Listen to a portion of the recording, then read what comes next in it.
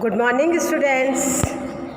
आज फिर अपन क्लास में हाजिर होते हैं और अपना शुरू करते हैं। अपन ने भोजन के बारे में, जो भोजन एवं पोषण विज्ञान है उसके बारे में जो पढ़ाई शुरू की है, उसमें भोजन क्या होता है ये मैं आपको डेफिनेशन भी लिखा चुकी हूँ और उसके बारे में थोड़ा मैं बता भी चुकी हूँ। आज अपन बात करने जा रहे हैं पोषण की। पोषण मतलब न्यूट्रिशन। न्यूट्रिशन क्या होता है? जैसा कि मैंने आपको बताया था कि भोजन करते हैं लेकिन उसके अंदर कुछ ऐसे तत्व भी होते हैं जैसे प्रोटीन है, विटामिन है, कार्बोहाइड्रेट है, ग्लूकोज है और भी कई चीज़ें हैं जो कि हमारे लिए मिनरल्स होते हैं, खनिज तत्व जिन्हें कहते हैं। ये सब हमारे शरीर के वृद्धि और विकास के लिए अलग अलग जगह, अलग अलग अंगों के लिए अलग अलग तरह से कार्य करते हैं।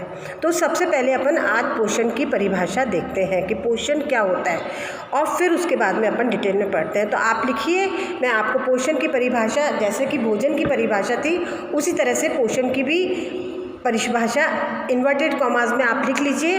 लिखने से क्या होगा कि आपको ध्यान रहेगा, और नहीं तो दोबारा वीडियो देख के लिख लीजिएगा। एक बार मैं आपको लिखा देती हूँ। उसी तरह से जैसे अलग अलग डाइटिशियंस ने अलग अलग तरह की परिभाषाएं दी हैं, कई सारे डाइटिशियन हैं, और उसी प्रकार से पोषण की भी परिभाषाएं अलग अलग लोगों ने अलग अलग तरीके से दी है। एक है T.F. टर्नर, जो कि बहुत बड़े डाइटिशियन हैं, और उनके अनुसार पोषण शरीर में होने वाले विभिन्न क्रियाओं के संगठन है। मतलब पोषण शरीर में विभिन्न प्रकार की जो क्रियाएं होती हैं उसका एक संगठन है जिसके द्वारा सजीव प्राणी ऐसे पदार्थों को ग्रहण तथा उपभोग करता है जो शरीर के विभिन्न कार्यों को संपन्न करते हैं, शारीरिक वृद्धि के लिए आवश्यक होते हैं तथा टूट फूट का पुनर्निर्माण करते हैं। अब आप समझ गए इस बात को। एक और आप सुधा नारायण के अनुसार जिन सूक्ष्म रासायनिक प्रक्रियाओं के द्वारा आहार के पाचन, शोषण तथा संग्रह के साथ उसका उपयोग शरीर द्वारा होता है उसे पोषण कहते हैं।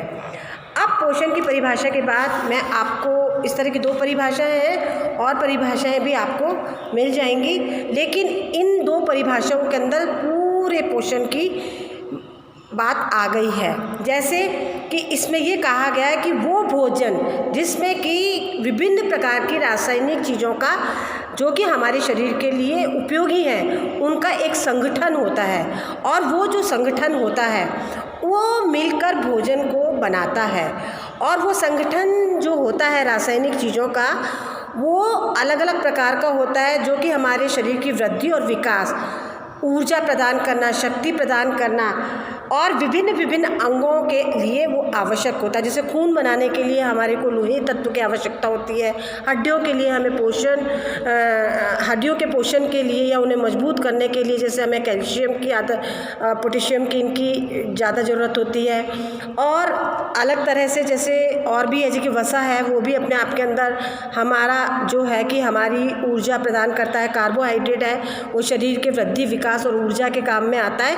तो अलग अलग रासायनिक जो तत्व होते हैं उनको मिलाकर जो भोजन बनता है, उसे जो भोजन होता है उसे भोजन ही कहा जाता है।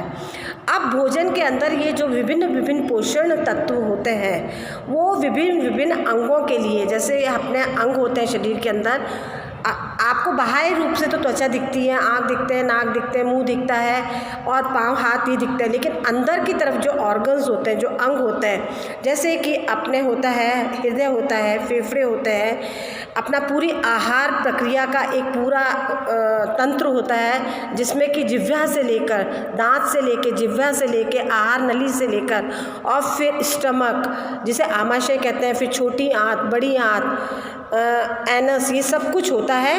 और उन सब के अलावा जैसे यकृत होता है, पैंक्रियास होता है, और भी कई सारे के अंग होते हैं। आँखों के अंदर भी जैसे ऑप्टिक होता है, नर्व्स होती हैं, ब्लड होता है, मसल्स होती हैं। इन सब के लिए ये पोषक तत्व अलग अलग तरह से कार्य करते हैं। अलग अलग अंगों के लिए, अलग अलग अंगों की वृद्धि के लिए, उन्हें एकदम स्वस्थ रखने के लिए वो पोषक तत्व आपके कार्य में आते हैं। इसलिए मैंने आपको पहले भी बताया था कि भोजन की जो तालिका एक दिन की आप बनाएं वो उसी हिसाब से बनाएं कि आपको सारे पोषक तत्व उस भोजन से द्वारा आपके शरीर को स्वस्थ और सुखी रखने के लिए, मानसिक और शारीरिक रूप से संतुष्टि प्रदान करने के लिए और स्वस्थता प्रदान करने के लिए वो उसमें शामिल हों। इसी प्रकार से आप भोजन की पूरी तालिका पूरे दिन की बनाएं कि नाश्ते में आपको क्या करना है, फिर खाने में आपको क्या खाना है, और फिर शाम की अगर चाय या दूध जो भी आप लेते हैं हल्का स्नैक, डिनर में आपको क्या करना है, रात का जो पूर्ण रूप से जो तालिका होती है वो बनाई जाती है। तो इस चीज़ का आप ध्यान रखिएगा। और उसमें मैंने पहले भी बताया था, जो आप नेक्स्ट क्लास में बताऊंगी, कि जैसे कि गर्भवती महिला, पहले तो छोटा बच्चा होता है तो गर्भवती महिला होती है उसके लिए अलग होता है, दूध पिलाने वाली माँ के लिए अलग तरह की चीज़ें होती हैं, फिर वृद्धि और विकास के लिए अलग होता है, वृद्धों के लिए अलग होता है, आपकी उम्र के बच्चों के लिए अलग होता है, हमारे लोगों के लिए अलग होता है। ये सब अपन बाद में बात करेंगे। चलो आज इतना ही बहुत है। Thank you. और आप ज़्यादा से ज़्यादा जुड़िए, प्लीज़ ज़्यादा से ज़्यादा जुड़िए, और क्वेश्चंस अभी तक मेरे पास आप लोगों के द्वारा नहीं पूछे गए हैं वो भी पूछना शुरू कीजिए। थैंक यू बेटा।